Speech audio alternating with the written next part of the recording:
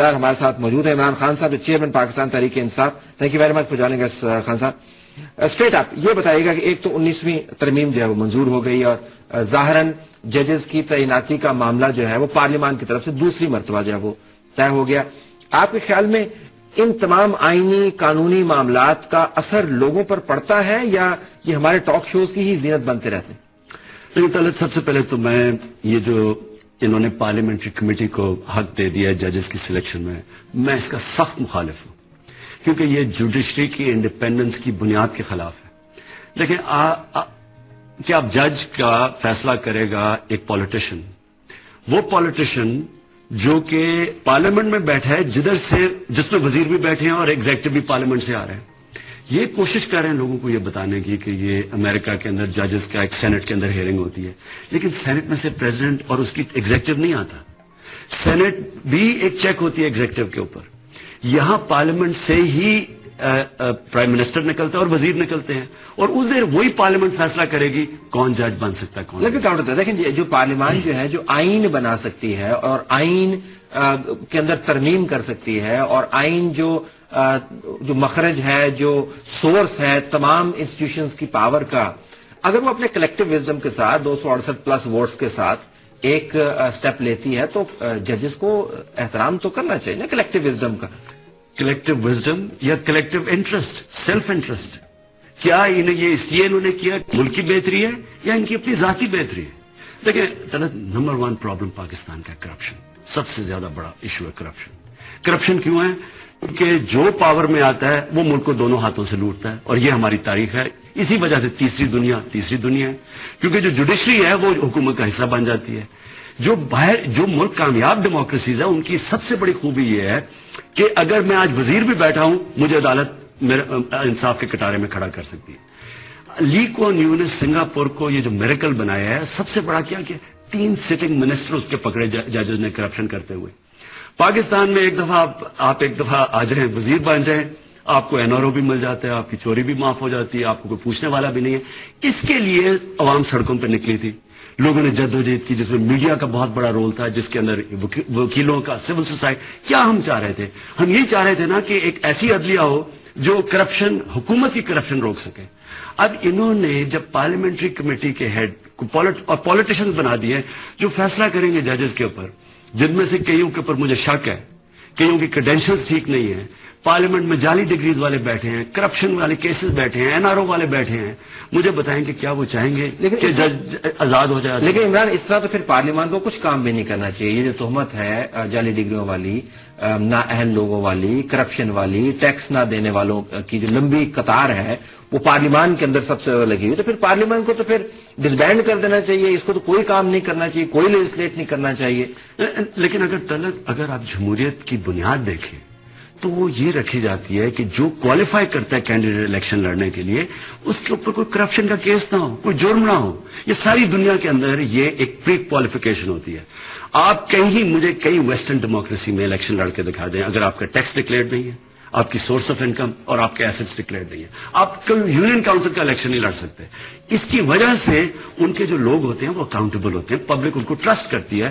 پھر میں ان کو کیوں ٹرسٹ کرتا ہوں, میں ان کو پھر موقع دیتا ہوں کہ میری زندگی کے فیصلے. لیکن کو ایوالو ہوتے ہوتے صدیاں لگ گئی تھی نا, وہ تو آپ خود بہتر سمجھتے, میں آپ کو کیا بتا رہا ہوں. وہ نظام جو ہے وہ سینکڑوں سال کے بعد ایوالو ہوا تھا, اور ہم جو ہے 5 سال کے اندر یہ تمام تبدیلی چاہتے ہیں. ہم کہتے ہیں جی کہ نمبر 1 جوڈیشری ہو, نمبر 1 پارلیمنٹ ہو, نمبر 1 میڈیا ہو, سب کچھ نمبر 1. ایسا تو نہیں ہوگا.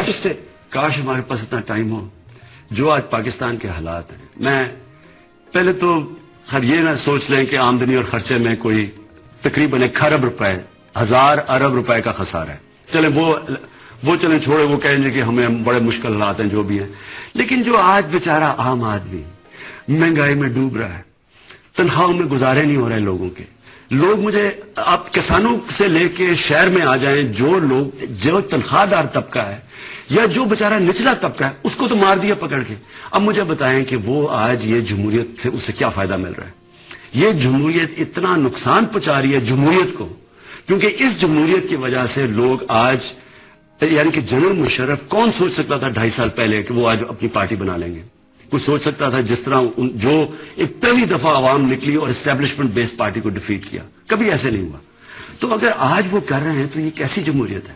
کیونکہ جو عوام کی بنیادی ضروریات پوری نہیں کرتی تو وہ اس جمہوریت، تو وہ جو آپ نے کہا نا کہ جمہوریت کو کیا کام کرنا چاہیے، مجھے بتائیں نا یہ لوگوں کو ڈیفینڈ کر سکتے ہیں ان کی جان ڈرون اٹیک سے، فیصلے کچھ کرتے ہیں لوگ کچھ کرتے ہیں. آپ نے وہ وکی لیکس میں پڑھ لیا، میں آگے ڈیٹیل نہیں دوں گا کہ یہی بیٹھے ہوئے ہیں جن کا کام تھا پاکستان کے اندر قانون امپلیمنٹ کرنا، وہ قانون توڑتے ہیں.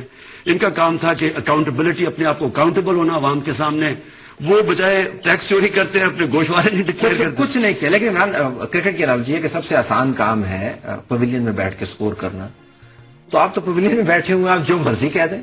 آپ تو پویلین میں بیٹھ کے 4 سینکڑے بھی کر سکتے ہیں، یہ نہیں کہ آپ نے ویسا نہیں کیے ہوئے، لیکن پویلین میں بیٹھ کے بات کرنا تو بڑا آسان ہے. You have the great opportunity to be in the opposition. لہذا آپ یہ بات کہہ سکتے ہیں. عملی طور پر کیا کریں؟ نہیں لیکن کیا تبدیلی کس طرح لے کے آئیں گے آپ؟ یہ ڈرون حملے کس طرح رکوائیں گے؟ اکانومی کو کس طرح درست کریں گے؟ میڈیا کو صحیح رخ پہ کس طرح لے کے جائیں گے؟ عدالتیں، اوپر کی عدالتوں کی آپ نے ذکر کیا، ٹھیک ہے، کرپشن کے کیسز ایکسپوز کیا، کچہری کے اندر آپ چلے جائیں. جہاں پہ آپ نے سیپریشن کی وہاں پہ تو ویسی کی ویسی کرپشن ہے. اتنا کرپٹ وہاں پہ سیشن جج بیٹھا ہوا ہے کہ ہم بات نہیں کر سکتے اس کے خلاف کیونکہ ان کو پروٹیکشن اویلیبل ہے. But nothing has change. تو یہ بات کرنا تو آسان ہے نا. وہ کہتے ہیں جی ہمیں ہمارے پاس ہے، پتہ چلتا ہے کس بھاؤ بکتی ہے، طاقت میں ہے نا. ذرا لیکن طلعت، میں آپ سے ایک سوال پوچھتا ہوں. دیکھیں کیا پھر ہماری یہی تقدیر رہ گئی ہے کہ انہی کے ہاتھوں میں ہم پھنس گئے ہیں؟ لیکن ہم، یہ پاکستانی قوم ہے، ان کو آپ باہر جا کے دیکھیں، یہی پاکستانی باہر جاتے ہیں، آپ کو اتنا فخر ہوگا اپنے باہر پاکستانیوں کو دیکھ کے، کتنے وہ ہر چیز میں ایکسل کرتے ہیں، ان میں یعنی کہ وہ قانون کے مطابق بھی چلتے ہیں، ان کے رسپیکٹ بھی ہے اپنے معاشرے میں، وہ ہر چیز میں. آپ بیسٹ ڈاکٹر دیکھ لیں آج پاکستانی ہیں، آپ کو فخر ہوگا دیکھ کے ان کو. پروفیسرز باہر بیٹھے ہوئے ہیں، بریڈفورڈ یونیورسٹی کا میں چانسلر ہوں، آپ کو پاکستانی دیکھ کے فخر ہوگا. ایکسل کرتے ہیں، ایکڈیمکلی ایکسل کرتے ہیں بچے. ہم اگر تو میں آج چپ کر کے بیٹھ جاتا، اگر مجھے ہوتا کہ یہاں ہوپ بھی کوئی نہیں ہے، ایسے ہی چلے گا. لیکن جب کیونکہ میں باہر کے پاکستانیوں کو دیکھا، اور اب سے نہیں 40 سال سے، میں 18 سال کا تھا میں باہر گیا، میں تب سے دیکھ رہا ہوں ان کو کہ مر کے جھوٹے غلطی سے فراڈلنٹ ویزے لے کے باہر جاتے ہیں، اور تھوڑی دیر کے بعد جب ان کو موقع ملتا ہے، کوئی انصاف کا ماحول ملتا ہے، کوئی ادارے اچھے ملتے ہیں، ایک دم اوپر چلے جاتے ہیں. یہاں ہم پھنسے ہوئے ایک اس سسٹم میں جدھر اوپر ایک چھوٹا سا طبقہ بیٹھا جو خون چوس رہا ہے، ہم نیچے چپ کر کے پھنسے ہوئے ہیں. وہ کبھی جمہوریت کے نام میں آ جاتا ہے، کبھی ڈکٹیٹرشپ میں. پھر ابھی آج کل آپ دیکھ رہے ہیں کبھی ادھر کلا بازیاں لگ رہی ہیں، کبھی ادھر لگ رہی ہیں، اور صرف مقصد کیا ہے؟ کرسی کسی طرح مل جائے، پاور مل جائے، یا پیسہ بنا لیں یا پیسے کو بچا لیں. پیسہ بچتا بھی ہے پاور میں ہی، NRO پاور میں آ کے ملتا ہے. تو کیا ہم ان کے خلاف اگر ہم کچھ کریں گے نہیں، جدوجہد آواز نہیں بلند کریں گے تو کیا کریں گے؟ آپ کی آواز جب سنائی دیتی ہے وہ کہتے ہیں جی آپ ٹیکس نہ دیں، آپ ٹیکس نہ دیں کیونکہ حکمران طبقہ جو ہے وہ چور ہے. اب یہ تو ریاست کے بعد جس کے پاس پہلے ہی پیسے نہیں ہیں، اگر آپ کی طرف سے اور آپ کی آواز سنی جاتی ہے آج کل، اگر آپ یہ کہتے ہیں کہ اگر حکمران طبقہ نہیں دیتا، جو ہمیں پتہ نہیں دیتا، تو آپ بھی نہ دیں، تو یہ تو پھر ریاست چلے گی کس طرح عمران؟ طلعت، یہاں کا جو ایک حضرت علی کا قول ہے کہ کفر کا نظام چل جائے گا لیکن ظلم کا نظام نہیں چل سکتا. یہ ہے ظلم کا نظام کہ سارے غریب عوام سے آپ ٹیکس کھینچیں، اوپر سارا اوپر بیٹھا ہوا کوئی ٹیکس ہی نہیں دیتا. مجھے یہ بتائیں کہ میں واحد پاکستان، میں چیلنج کرتا ہوں، میں واحد پاکستان کا پولیٹیکل لیڈر ہوں جس کا سارا پیسہ اور جائیداد یہاں پڑی، جس نے باہر پیسہ کمایا. پیسہ میں نے باہر کمایا، سب کچھ میرا آج پاکستان میں. ایک جھیلا باہر نہیں ہے آپ کا؟ ایک میرا پیسہ باہر نہیں ہے، سب کچھ میں پاکستان. انویسٹمنٹ کچھ نہیں، کچھ نہیں ہے میرا پاس، سب کچھ باہر. میرا فلیٹ تھا وہ میں نے بیچا، یہاں گھر بنایا. جو میرا بینک میں پیسہ تھا سارا پاکستان، اس میں سب ٹیکس پیڈ اور سارا بینکنگ چینل سے آیا ہے، سارا ڈکلیئر پر ہے. اور میرا بینامی کچھ نہیں ہے، میرے سب کچھ میرے نام پہ ہے. یعنی کہ میں جو میرے نام پہ نہیں ہے وہ میں چیلنج کرتا ہوں لے کوئی. تو میں کتنے ٹیکس دیتے ہیں ویسے؟ میرا اس بار ٹیکس 18.5 لاکھ روپیہ تھا. اچھا میں صرف آپ کو یہ اس لیے کہہ رہا ہوں، میرے سے 4 لاکھ کم ہی ہے ویسے. لیکن آپ میرے سے زیادہ پیسے والے اب یہ کتنا یقین کرے گا، یہ ویور کتنا یقین کرے گا؟ نہیں لیکن ماشاء اللہ 350 گھر میں رہتے ہیں. آپ کا تو ماشاء اللہ پروفیشن ہے. میں تو صرف سارا کام، میں تو صرف تھوڑا سا اپنا کرکٹ کی یا آفٹر ڈنر سال میں کوئی 10-15 دن نکالتا ہوں جس میں اپنا پیسہ بناتا ہوں.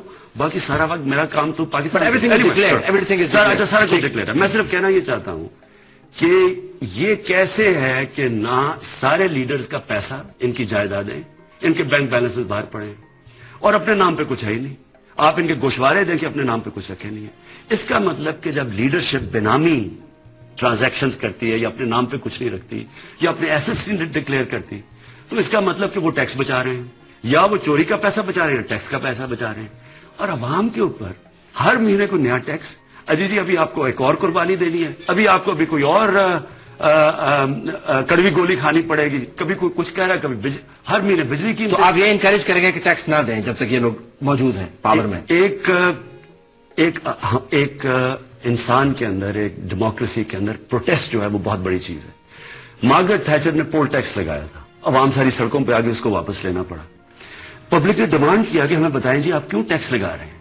ये हम कह सकते हैं, हम हुकूमत से पूछ सकते हैं। मैंने एक और भी, आपने जो बात नहीं कही, मैंने चैलेंज ये भी किया, मैंने कहा सिर्फ पाकिस्तान के पॉलिटिकल लीडर्स अपनी जायदादें डिक्लेयर कर दें और अपने एसेट्स डिक्लेयर कर दें जो बाहर हैं और अंदर हैं।